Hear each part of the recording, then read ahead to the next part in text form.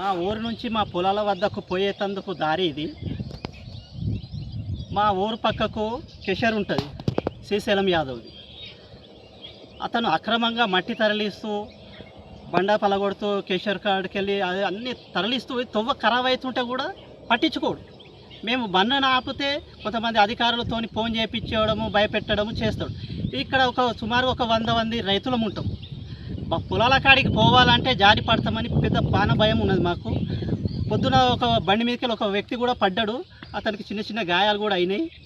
ఈ దారిని మా గ్రామ సర్పంచ్ కానీ వార్డు నంబర్ కానీ పట్టించుకొని ఇదాన్ని మంచిగా చేయాలనేసి మా రైతుల విన్నపం.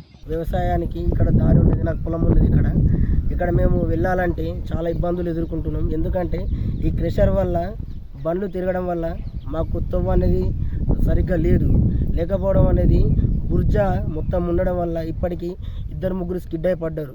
రాత్రిపూట కానీ పొద్దున కానీ ఎప్పుడైనా వెళ్ళాలంటే చాలా ఇబ్బందులు పడుతున్నారు. రైతులు ఆందోళన వ్యక్తం చేస్తే చాలా ఇబ్బందిగా ఉంటుంది. కాబట్టి క్రెషర్ వాళ్ళకి విజ్ఞప్తి ఏంటంటే ఈ చిన్న విషయాన్ని ఇట్లా పెద్దగా చేసుకోకుండా తొందరగా సాల్వ్ చేసుకోవాలని క్రెషర్ వాళ్ళకి విజ్ఞప్తి చేస్తున్నాం.